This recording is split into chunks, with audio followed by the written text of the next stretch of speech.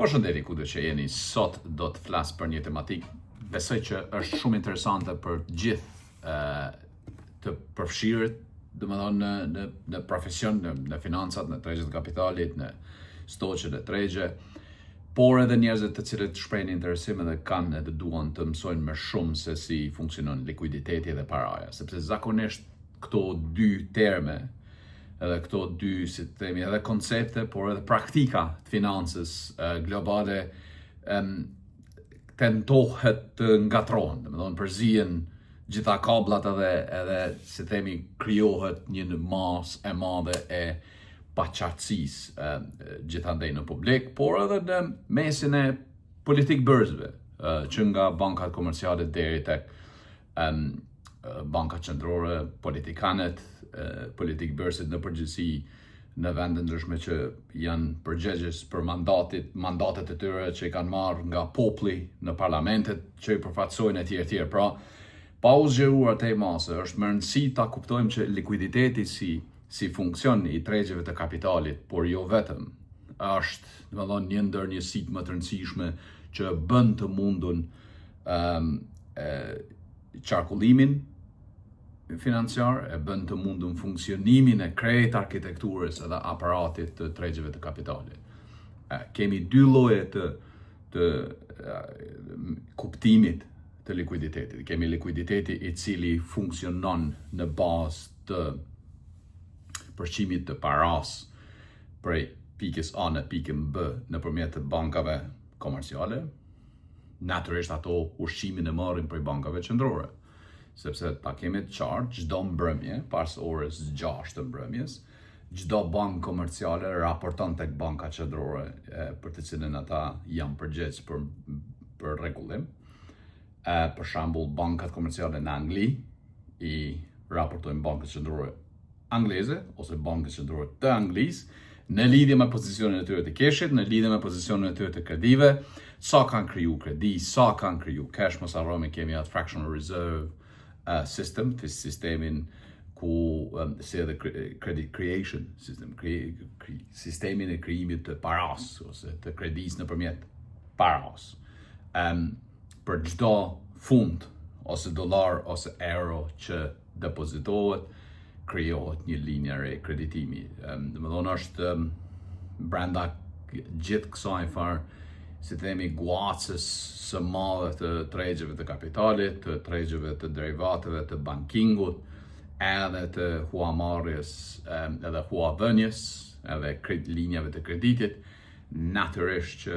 krijimi i kreditit është shumë i rëndësishëm, për shkak se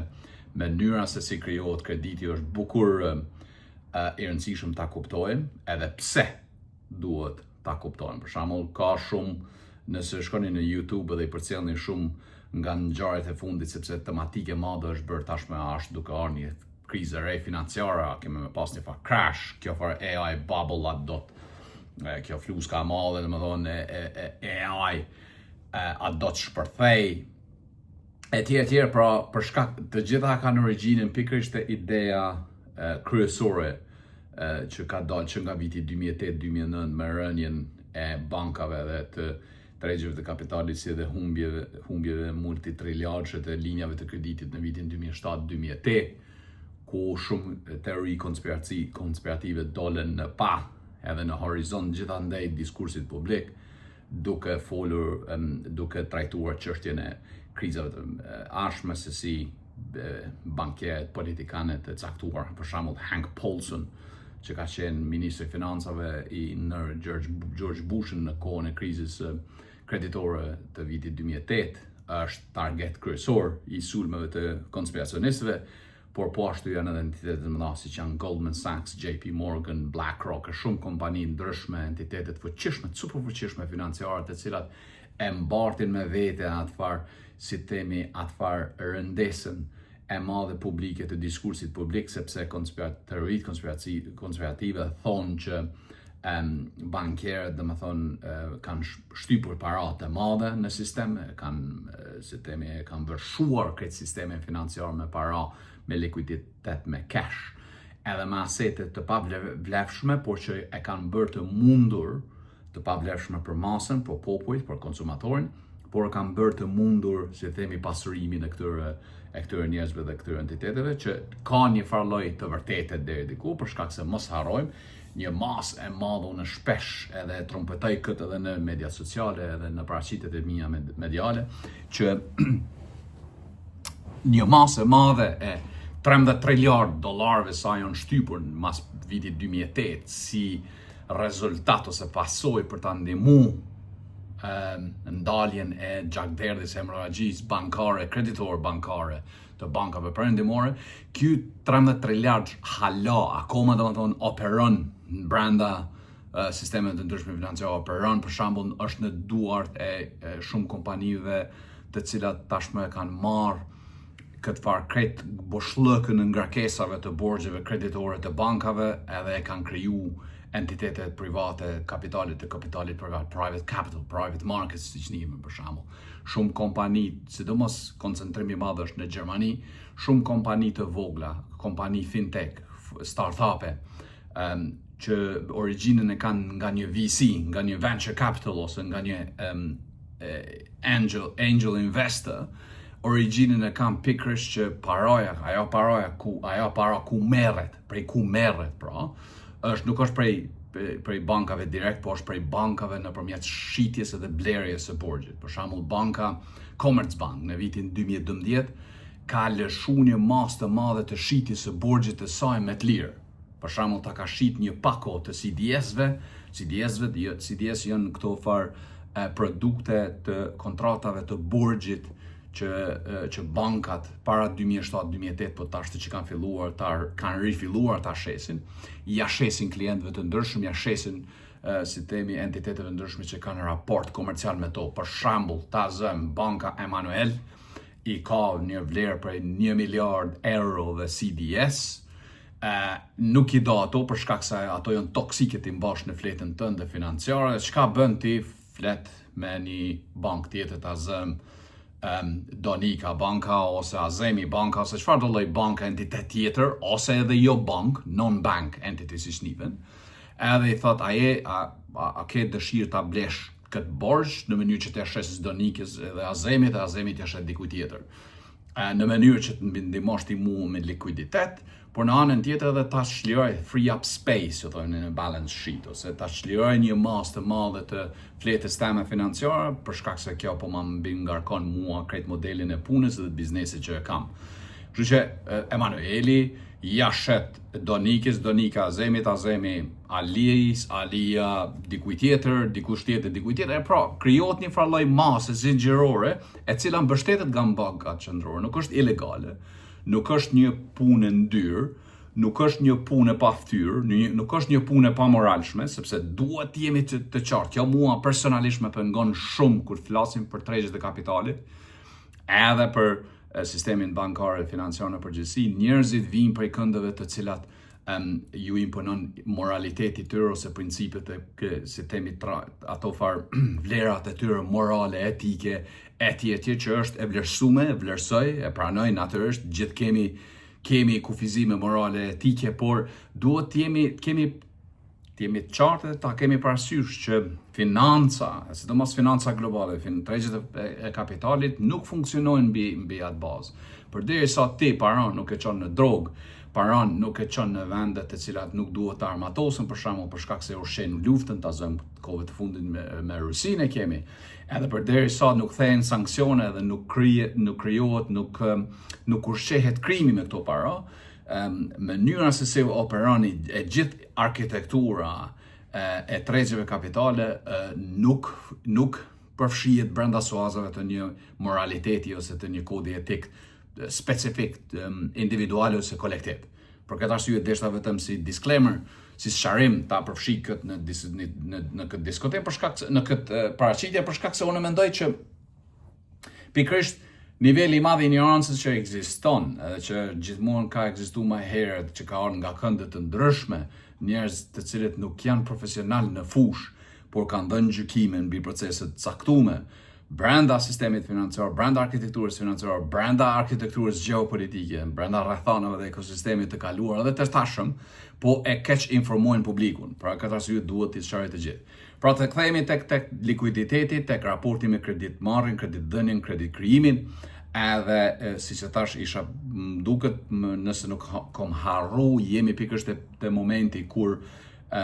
tregjet private të kapitalit, mos harrojmë kemi tregjet konvencionale që përfaqësohen nga indekset, nga bursat e ndryshme të botës, më të mëdha natyrisht janë S&P 500 në New York, në Amerikë, FTSE e ki në Londër, e ki Kakun në Francë, e ki DAX-in në Gjermani,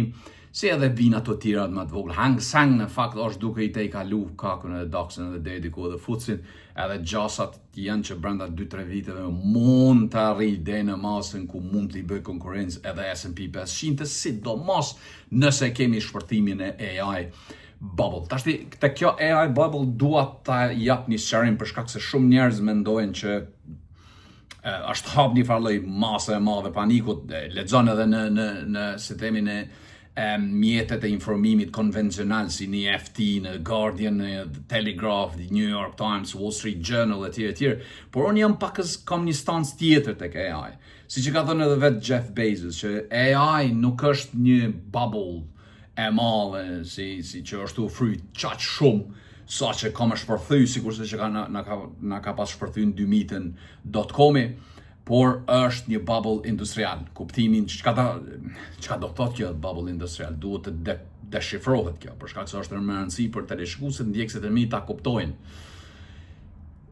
Nëse është, domethënë, fluske e madhe industriale, atëherë ai kuptimi i saj, unë që kuptoj si investitor dhe si njeri që merra me këto në përditshmëri, është që është pjesë e valës së 4-5 industriale të ndryshimit të mënyrës se si bëjmë ekonomi, se si bëjmë komerc, tregti etj. Pra është një mjet i rëndësishëm që i shtohet tregut global, i shtohet financës globale, edhe i shtohet këtë ekonomisë, arkitekturës globale, sepse AI gjithnjë e targeton eficiencën. Pra AI nuk është një revolucion në vete në kuptimin që do të na ndryshojë neve jetrat kështu brenda natës, natyrisht ka aspekti lingvistik, na ka ndryshu jetrat brenda natës, sepse na ka heq barrierat e të shprehurit online, të shprehet me shkrim, na ka heq barrierat si themi dyshimeve, hezitimeve, konfidencës në drejt shkrim, si në shqip, si në anglisht, si në çfarëdo gjuhë tjetër, edhe e ka mundësu një rritje rapide të komunikimit, të eficiencës në komunitet, të dinamikave të ndryshme, të rëndësishme, njerëzore dhe ndërnjerëzore, por edhe korporative. Po, në këtë, domethënë, për këtë arsye quhet edhe LLM, Large Language Model. Por në anën tjetër, AI nuk është vetëm LLM. AI është perceptim,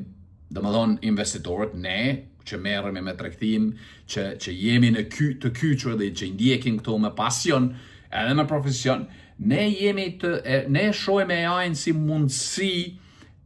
shpartallimi të konventave të vjetra. Të mënyrës se si investohet. Për shembull, pse të investosh veç natë në gaz sot, si alternativ, kur ti ki mundësi me investu në infrastrukturë që e ndihmon AI-n, në data center që e ndihmon AI-n, në si themi në asete të mbrojtjes që krijohet nga AI, sepse mos harro, kjo krijohet një farë vale dinamike e zinxhirore brenda këtyre. Nëse investon ti në data center do ta ushqej infrastrukturën e AI. Infrastruktura e AI do të jep propozime, do të jep alternative, do të jep oferta për qeveritë ndryshme të botës që ta ndihmojnë, që ta ushqejnë ministritë të tyre të mbrojtjes për t'i vetë mbrojt këto shtete, këto vende edhe interesat ekonomike, politike, sociale të gjitha vendeve. Kjo bëhet në mënyrë të sofistikuar, por kapitali i investorit është shumë i rëndësishëm në këtë mes. Likuiditeti këtu është qendror, për shkak se likuiditeti ja krijon një farë lloj hapësire platformave ndryshme që i kapin këto para, i marrin edhe i allokojnë në vende ku strategjikisht investitori kërkon, për shembull nëse do me investu në Rheinmetall, kompaninë Rheinmetall, ose do me investu në Rolls-Royce, ose ta zëm në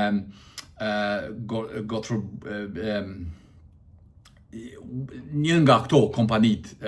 se s'po më kujtohet tash më vinë për disa momente, Northrop Grumman për shembull, është një ndër kompanitë më të mëdha amerikane,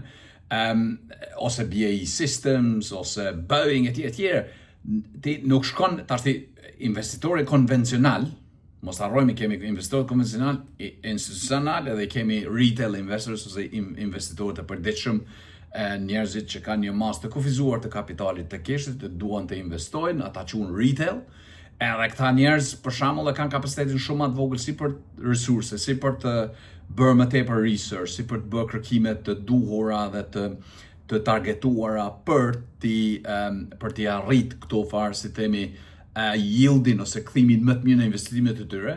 përderisa investorët konvencionale dhe ata institucionale kanë fuqinë më të madhe, sepse ato që i përsërita më herët janë kapacitete më të mëdha, por nëse si investitor ti institucional ose konvencional shkon edhe blen vetëm stokun e BAE Systems, non-ETF, pa exchange traded fund, dhe më thonë pa këto farë asetet grumbulluese që mbledhen brenda një kontrate që quhen ETFs, atëherë ti e ke ble stokun e ditë për ditëshmërisë së BAE Systemsit për shembull. Çka do thotë kjo? Pareja jote nuk ka shku detyrimisht aty ku ki dash ti. Nuk ka shku pikërisht në targetimin e celulave të rritjes potenciale. Për këtë arsye kemi një ndryshim të madh për shkak se mos harroj, është edhe një hapësirë shumë e ngushtë, se kjo domethënë sasia e investimeve, aseteve investuese është e pafund, por është një funksion tepër i ngushtë, një hapësirë shumë e ngushtë e ofertave që strategjikisht nuk jap. Këtu konspiracionistët e kanë marrë se themi hovin edhe kanë fituar shumë territor, edhe i kanë bind njerëzit që të pasurit janë të pasur gjithmonë për shkak se ata kanë qasje edhe kanë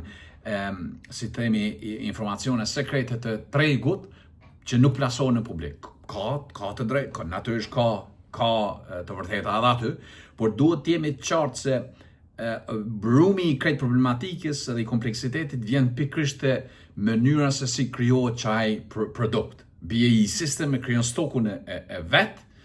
për ta përfaqësuar vlerën,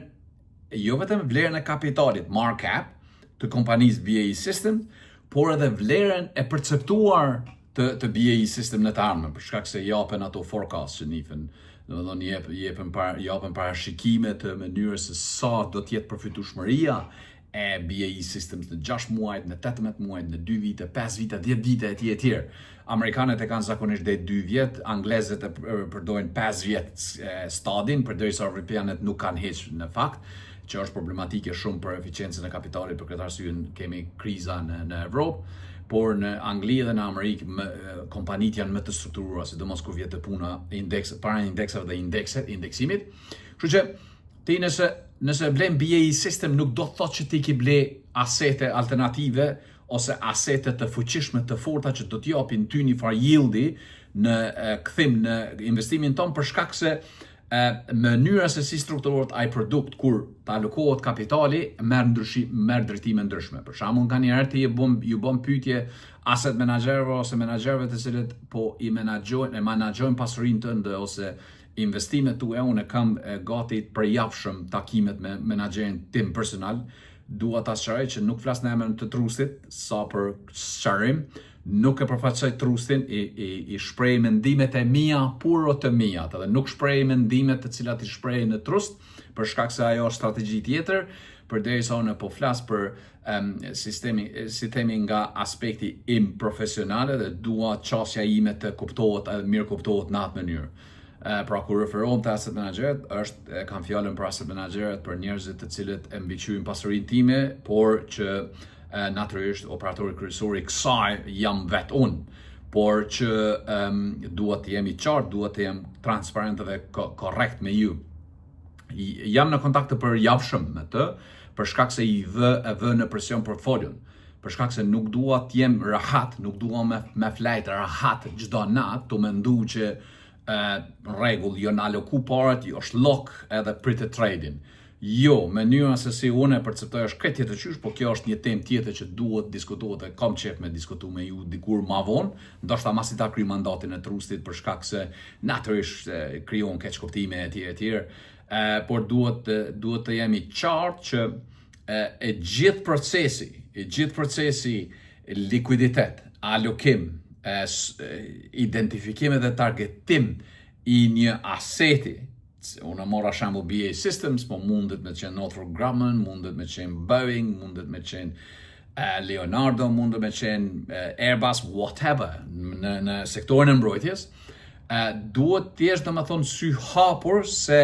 kur të vjetë puna e research-based investments, RBIs, atëherë duhet punosh shumë më shumë. Duhet shpenzosh më tepër kohë, të jesh më i përkushtuar në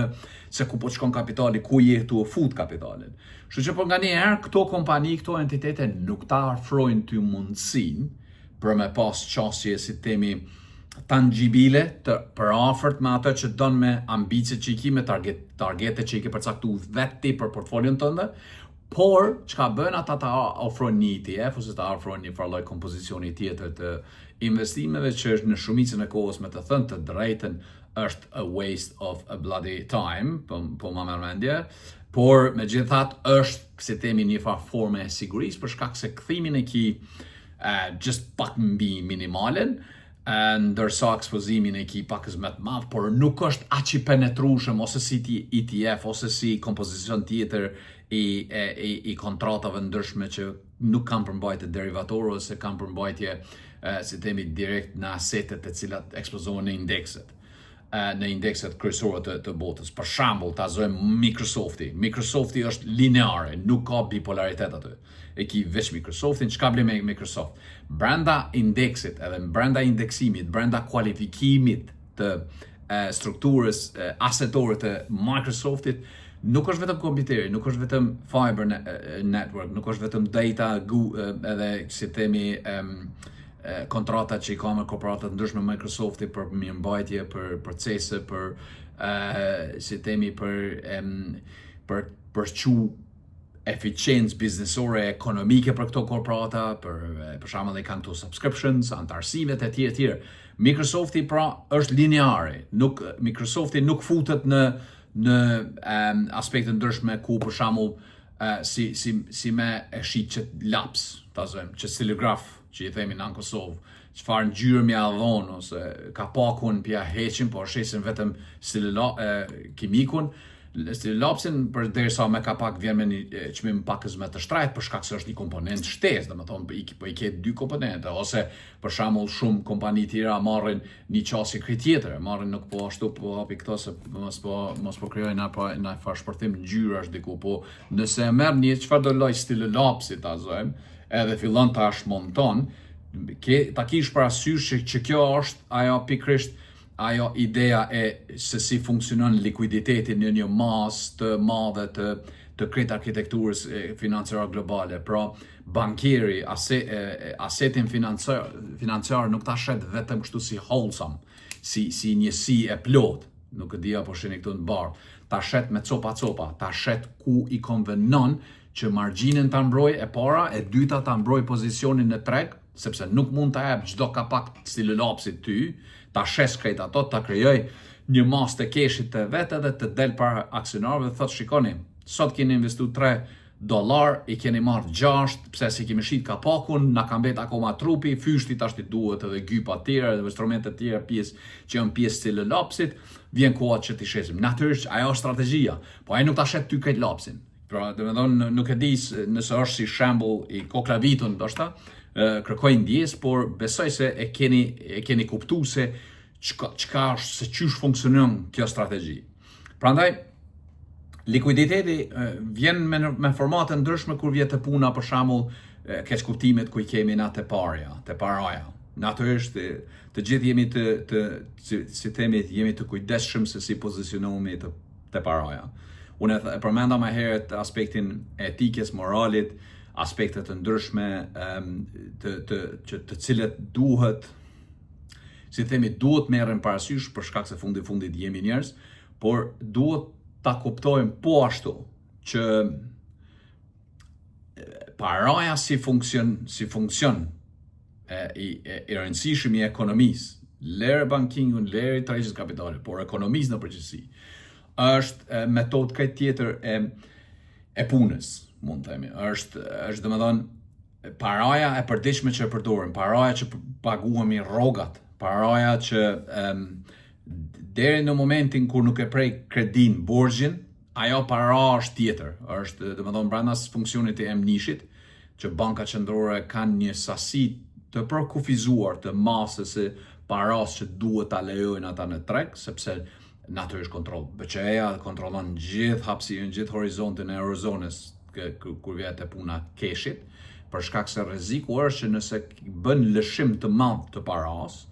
i hap ato, siç unë i tham nganjëherë, kronat ose qeshmet e paras e keshit në gjithë eurozonën, gjithë sferën e eurozonës, atëherë problemi është që mund ta gradualisht mund ta gërryj vlerën e euros në gjitha ekonomit, por mund të kemi edhe keq alokim, që është një ideologji për të cilën unë gjithnjë kam luftuar edhe nuk e preferoj. Jo pse jam monetarist në kuptimin që dua tight fiscal rules ose monetary rules, por unë besoj që duhet një masë strategjike, duhet ketë një masë strategjike nga bankierët qendror që ta menaxhojnë këtë procesin e automatizimit të keshit, edhe procesin e, si themi, targetimit të alokimit të keshit në ekonomi specifike, në bazë jo të kërkesës, por në bazë të perceptimeve që edhe me bazë të aspiratave dhe planeve ekonomike që këto vende i kanë. Për shembull, momentalisht BCE-ja nuk emiton cash ekstra për Portugalinë, për shkak se nuk e percepton apetitin e Portugalisë për të konsumu cash, duke përfshi krejt banorët e saj që marrin rroga, që paguajnë çdo ditë, që shpenzojnë çdo ditë në TVSH, që shpenzojnë në pagesën e taksave, përjashtu shpenzimet e përditshme të ushqimit, pijes, udhëtimeve të tjera. Po për BCE-n është e rëndësishme që është ideologji, unë mendoj, e kontrollit të sasisë së keshit për shkak të rrezikeve të inflacionit, rrezikeve të erodimit, erosion capital ose money erosion value, siç njihet në termat ekonometrek, por në anën tjetër është një strategji e cila po i del era. Po i del era për shkak se tashmë asetet alternative janë duke ardhur, kriptovalutat janë duke ardhur. Është duke u forcu ari, janë duke u forcu edhe disa mallra të tjera për të cilat ne nuk kemi menduar ndonjëherë që do të vinë në këtë pikë ku jemi sot, për shembull. Natyrisht elefanti i madh në dhomë është Trump bota, që do të elaboroj pak më vonë në këtë pikë. Pra, për BCE-n është rëndësishme që të kontrollohet kjo masë e keshit, për shkak se Portugalisë nuk duhet të lejohet ta tej kaloj për kufizimet që ja përcakton bordi i BCE-s, që unë besoj është gabim. Të njëjtën e bën me Italinë, të njëjtën e bën me Francën, përveç Gjermanisë, sepse Gjermania, nëse e shohim, ka metrikset kryesore të rëndësishme të kontributeve që bëhen ndaj BCE-s edhe në gjithë eurosistemin e paras të eurozonës, Gjermania është paguesja më e madhe. Në fakt janë pikërisht xhepat e konsumatorit gjerman, e taksa paguesve gjermane dhe industrisë gjermane që bën të mundur transmisionin paqësor, stabil, edhe transmisionin efektiv të euros si paras, si valutë kryesore e Evropës, që është shumë interesant, është një temë që duhet ta trajtoj me ju herën tjetër, për shkak se është fascinuese, sepse përfundi i kësaj, në sipërfaqen e kësaj mase të transmisionit të keshit, të paras, të likuiditetit që funksionon, që operon në Europë, ekzistojnë shumë mekanizma të cilët nëse i qet në letër bardhëzi, dalin që në fakt eurozona është ose valuta euro nuk është valutë aq e fuqishme siç e mendojmë ne. Nuk mund ta krahasosh ti euron në bazë të shtyllave të veta kryesore të funksionit, si cash, si para, si transmision me dollarin. Absolut, për shkak se dollari ka një njësi piramidale të funksionimit, edhe në anën tjetër shumë efektive, në anën tjetër është e njësuar, edhe në anën tjetër nuk ka agravacion monetar brenda Unionit Amerikan. Çka do të thonë kjo? E shpjegojmë herë tjetër kismet, po në pikat shkurta është që jo çdo vend në Amerikë, për shembull çdo shtet, Kalifornia ku sot jam, qohet, thot për shembull New Mexico ose Arizona ose Philadelphia ose New York ose vende shtetet e tjera brenda Unionit,